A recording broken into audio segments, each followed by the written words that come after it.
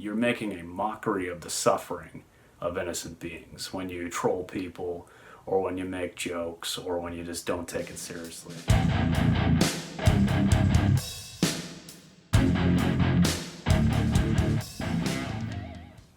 Hey, what's going on, everybody? So I wanted to make a video today to kind of address some things that I've talked about previously, but sort of wrap it up into one video. Essentially, as you can tell by the title, I was not always like a strong vegan talking about animal rights and doing all these kinds of things. So just to fill you in a little bit, for those of you that don't know, I've been vegan for 5 years now. And at this point in time, there's no possible way I could ever not be vegan. It's just, it's part of who I am now. And, it really does help to, not that it defines me, but it's certainly the parameters in which I live my life, right? Like I could never be an ex-vegan because aside from there being no such thing, it's just, that's not my mindset. I can never go back to that. But, it wasn't always this way. So I've touched about my vegan story before and kind of how I get into this, but just a quick recap is that essentially about 5 years ago,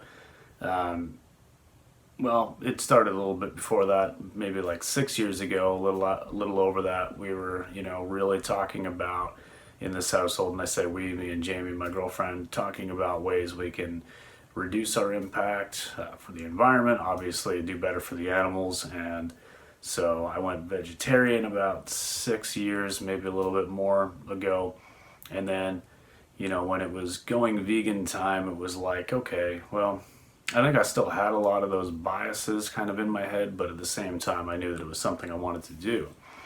But it's hilarious to me because when I first went vegan, so many people, friends, family, co-workers, everybody were just like, whoa, what, really? Like even when I first went vegetarian, I was like the last person I think anybody, including myself, would have guessed was a vegetarian or then vegan. And so that's kind of what I wanted to talk about here in this video.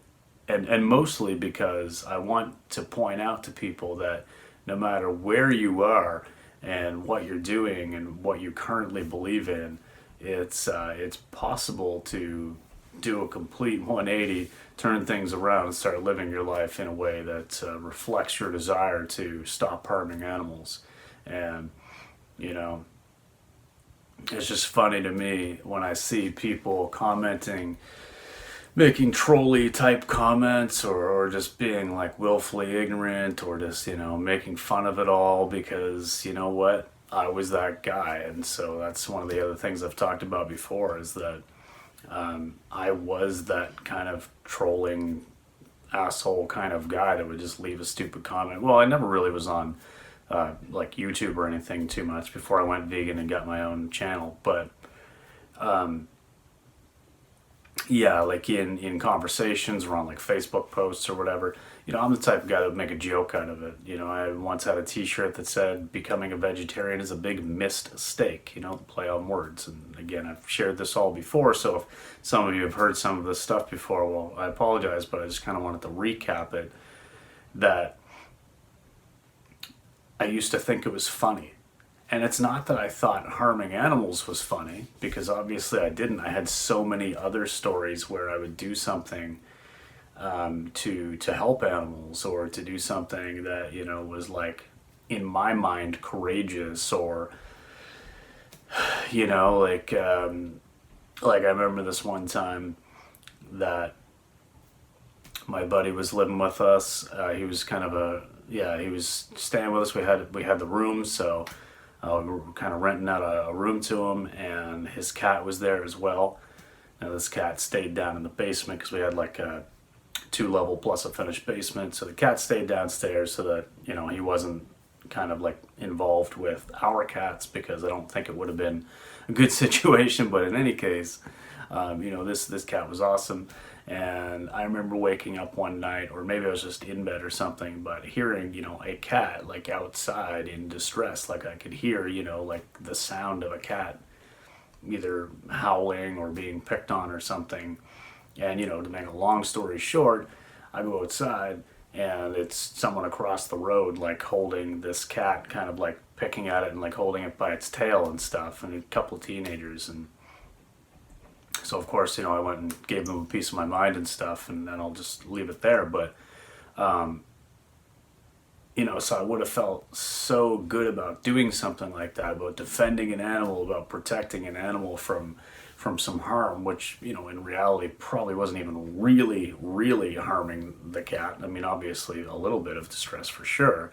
I'm not condoning it by any means, but it's not the same as like taking an animal's life for a sandwich or, a cheeseburger or something. So the funny thing is, and not funny, but the ironic thing is that probably that next day I would have gotten up and eaten animals, right?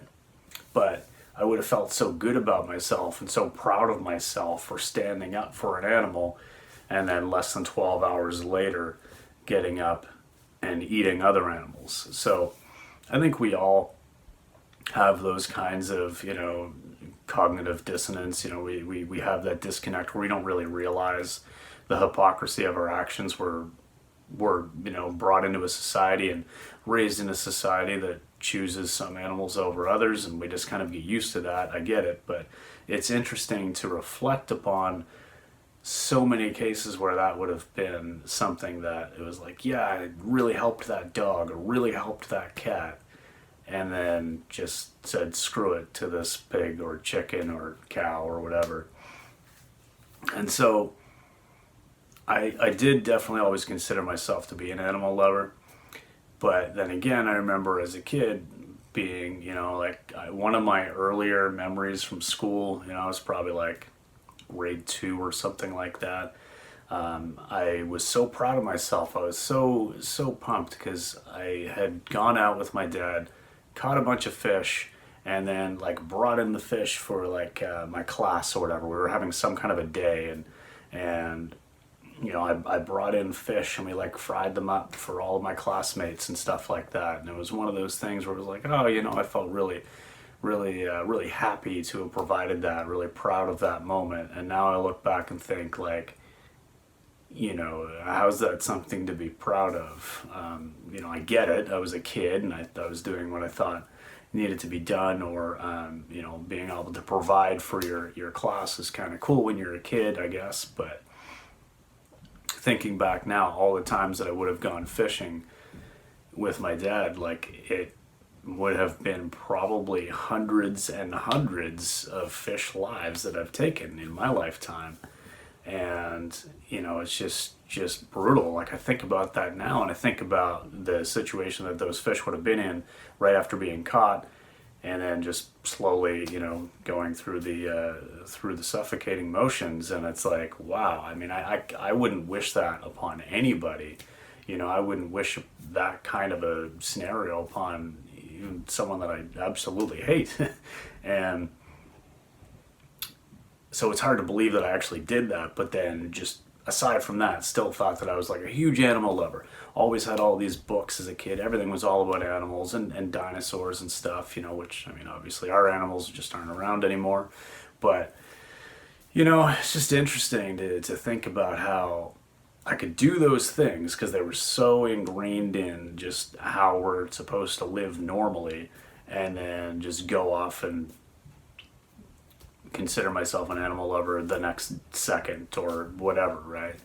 But then I just remember a few times, even as little as probably like 7 years ago, 7.5 years ago, when I first started working at the place I'm working at now, like I knew that one of the girls I was working with was, she didn't really like talk about it at all. I just thought she was vegetarian. Turns out she is actually vegan as well. And her and I've talked about it plenty of times, and we think it's hilarious that, the difference in who I am now to then. But I remember her coming in. Actually, she used to come in. I used to manage a Subway restaurant, not the mode of transportation. And so I remembered her from there. She would come in sometimes and always get veggie subs.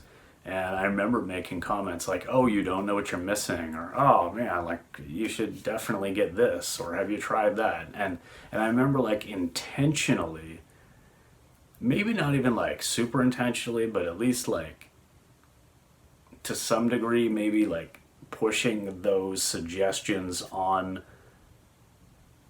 people who are getting veggie subs. Like I would never say to somebody who's coming in and getting like a ham sub, oh, you should definitely get the steak and cheese. It's my favorite. But if someone came in to get a veggie sub, I would definitely say like, oh, you should definitely get this. You should try the whatever, and oh, throw some bacon on there and it's amazing.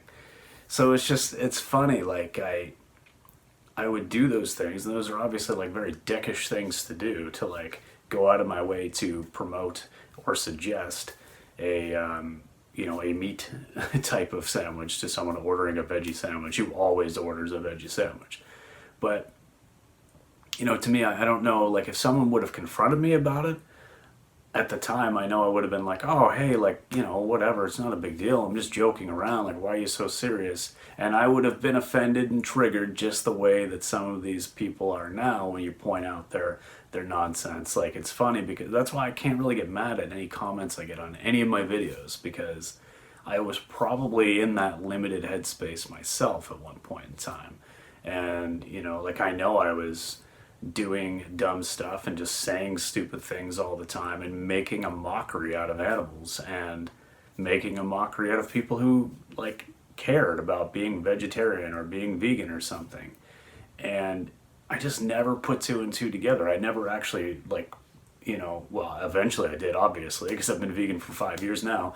But at the time, I just couldn't like allow myself to connect the dots that, wait a minute, these people are obvious animal lovers and they're actually acting accordingly. Like I would say things like, oh, that's kind of extreme. Like, and I would think like, oh, well, obviously you can still love animals. I mean, you gotta eat meat and stuff, right? And it's just so crazy to me to think that I would have been in those kinds of mental states, because I look back now and I see that stuff coming from other people, and it's so obviously, I won't say idiotic, because I think in a lot of cases people just really don't know, like they don't realize how ridiculous some of the comments are and some of the stances are. So until you see it, you can't really reflect back and be like, oh wow, that was really dumb to say, or like, I really shouldn't have made an effort to make fun of these people or their choices or whatever it was. And I know a lot of that is just kind of part of growing up, like going from being an angry, angsty teen, growing up in the 90s and hating everything, to making your way into your 20s, and then eventually now, I don't know how it happened, but now 36. Boy, time flies. But, so it's just funny to see that progression and to kind of have that reflection. And I'm seeing that now in some people who used to post kind of like stupid stuff or like inflammatory comments on my Facebook posts or things like that. But now I'm seeing their mentality kind of shift a little bit, and probably because things are going more mainstream.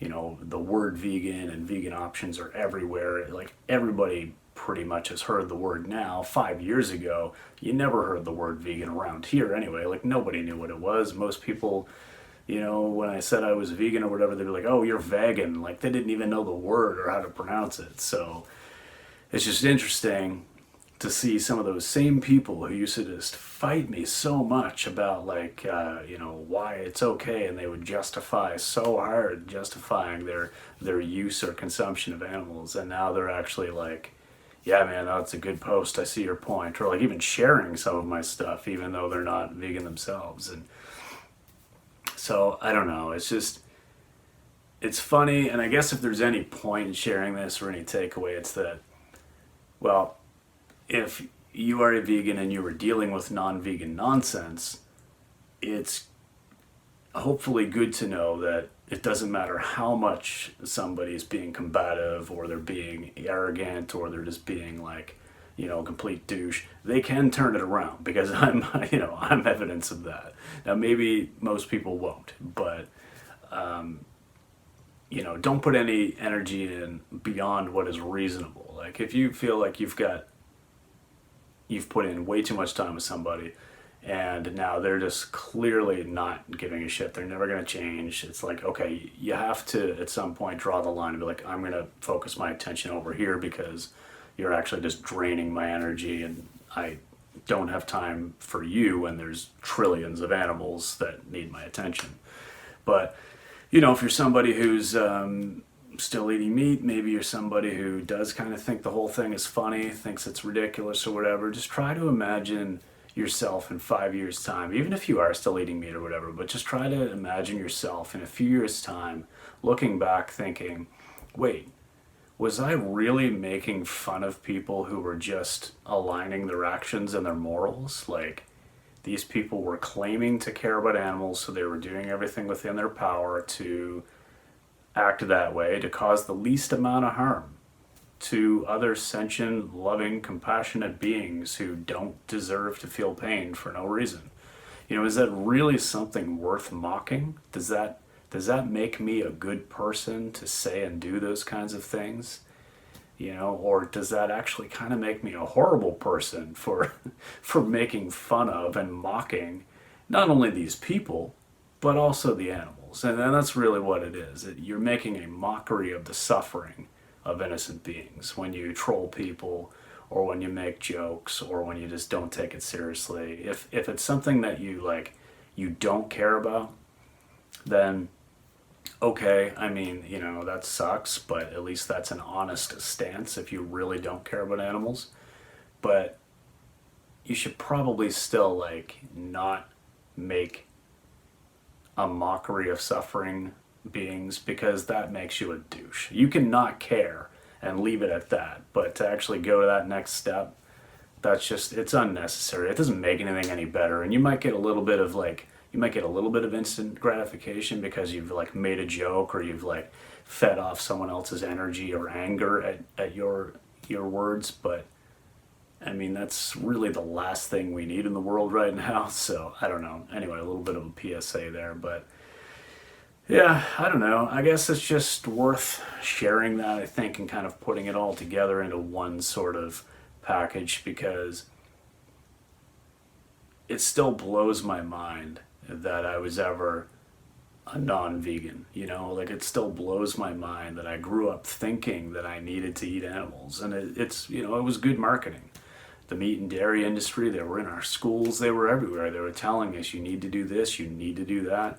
You need to eat meat, you need to drink milk, and they're still trying. They're getting desperate as hell, making some new partnerships to make sure they're getting prime ad space. But it's eventually you just come to the point where you realize, wait, I don't actually need any of those things. So knowing that, how can I possibly justify causing that harm if I'm stating that I'm an animal lover? If I say that I care and I'm a good person and that I don't want to harm innocent beings, well, then I can't justifiably eat meat or use animals for other purposes, if it's not necessary. If you're ever in some extreme situation where it's a matter of survival, or you're one of the very, very small fraction of a percent of people in the world that are living in a completely remote, isolated area like the far north, and you've never known anything different, and that's your life, then obviously this isn't about you, and clearly that's not the target audience for probably everybody spreading the vegan message. We realize there are some people that are living out there who just maybe are in a situation where, yeah, there's more to the story, and it's not worth spending a lot of time on it. You always hear about, oh, what about the Inuit? Well, okay, the Inuit, there are only about 50,000 or so people that identify as Inuit in the entire 7 point whatever billion people it is on the planet. So that's a 0.000 something percent. Clearly they're not the target audience, and really what they're doing on the grand scale is irrelevant. There are conversations to be had, and if there can be some outreach and there can be ways to help remote populations harm animals less, great. But these YouTube videos, I have never had an Inuit person say, hey, how dare you attack my way of life, because that's just not going to happen. But in any case, that was a little bit of a tangent. I'll wrap it up here because we're already at about 20 minutes. Just wanted to kind of put that out there. You can go from complete arrogant bacon troll douchebag to 5-year long-term vegan, just doing your best to help bring animal liberation into the world and get that message out there. So don't doubt yourself if you're somebody who is watching this and isn't yet vegan. And if you are vegan, of course, hopefully you can use this as just sort of a little bit of a calming or good, what's the word I'm looking for? Just a way to know that it'll be okay. There's hope for everybody, and it's okay to move on past people as well. But all right. Thanks very much for watching. Leave your comments down below. Were you ever like that before you were vegan, or were you always kind of like an animal lover and actually did that, to the best of your ability, to your knowledge? Anyway, just curious what do people think about this. Leave it below in the comments. We'll see you in the next one, guys. Peace.